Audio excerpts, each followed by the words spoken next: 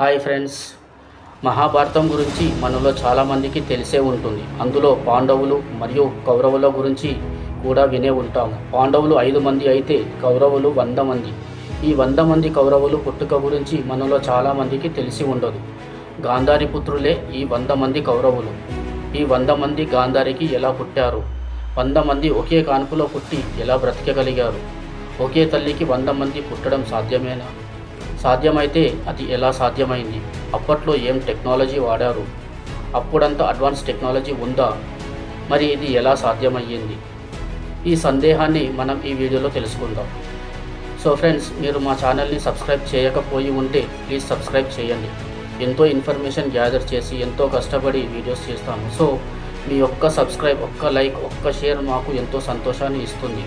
మేము పడిన కష్టానికి తృప్తినిస్తుంది. కాబట్టి మీరు సబ్స్క్రైబ్, లైక్, కామెంట్, షేర్ చేస్తారని ఆశిస్తూ మనం ఇక వివరాల్లోకి వెళ్దాం. నేను ఇప్పుడు మీకు చరిత్ర శాస్త్రానికి సంబంధించిన కొన్ని ఆసక్తికరమైన నిజాలు చెప్పబోతున్నాను. ఇవన్నీ మీరు అర్థం చేసుకోవాల్సి ఉంటుంది. మనందరికీ అలెగ్జాండర్ ది గ్రేట్ గురించి తెలుసు. అయితే నిజంగా అలెగ్జాండర్ అనేవాడు ఉన్నాడని నిరూపించే ఏదైనా పురావస్తు ఆధారాలు ఉన్నాయా? లేదు. మనకు ఈ వ్యక్తి గురించి తెలిసింది కేవలం 3 చారిత్రకారులైన స్ట్రాబో, ఆరియన్ మరియు ప్లూటార్క్ రాతల ద్వారా మాత్రమే.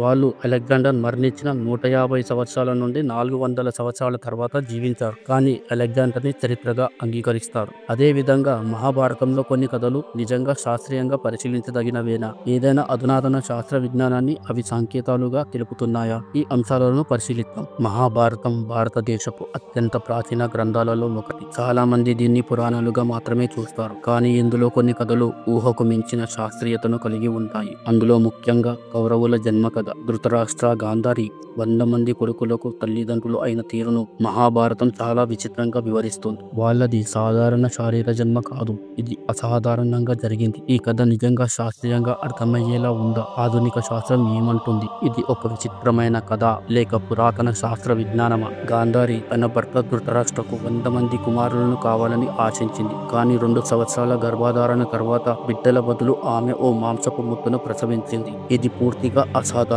కానీ తర్వాత మహర్షి వ్యాసుడు ఆ మాంసపు ముద్దను 100 భాగాలుగా విడగొట్టి వాటిని ప్రత్యేక పాత్రల్లో ఉంచి పెంచాడు. ఈ కథ ఒక అద్భుతం లేక ప్రాచీన శాస్త్రాన్ని సూచిస్తున్నదా? ఇది అసలు సాధ్యమేనా? ఆధునిక శాస్త్రాన్ని పరిశీలిస్తే ఇది టెస్ట్ ట్యూబ్ బేబీస్ అనే కాన్సెప్ట్ ను పోలి ఉంటుంది. అంటే బిడ్డలు తల్లిలో కాకుండా ప్రయోగశాలలో పెరిగే విధానం. ఆ పాత్రలు టెస్ట్ ట్యూబ్ లా పనిచేశాయా లేదా ఇవి కృత్రిమ గర్భాలు అనే కాన్సెప్ట్ ను సూచిస్తున్నాయా?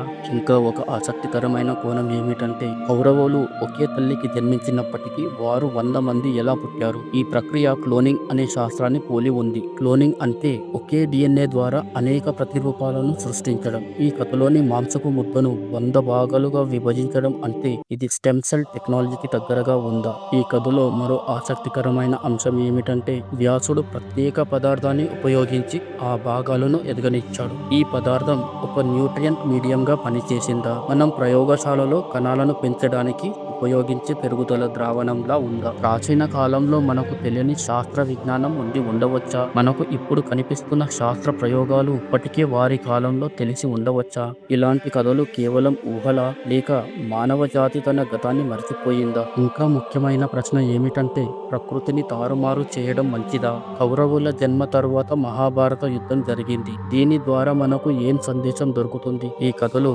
కేవలం పురాణాలు కాదు, ఇవి మనకు తెలియని శాస్త్ర విజ్ఞానానికి కిటికీగా ఉంటాయి. మన పురాతన గ్రంథాలను లోతుగా పరిశీలించాలి. వాటి వెనుక ఉన్న విజ్ఞానాన్ని అర్థం చేసుకోవాలి. మీరు ఏమనుకుంటున్నారు? ఈ కథ శాస్త్రపరమైనదా? మీ అభిప్రాయాలను కామెంట్స్ లో తెలియజేయండి.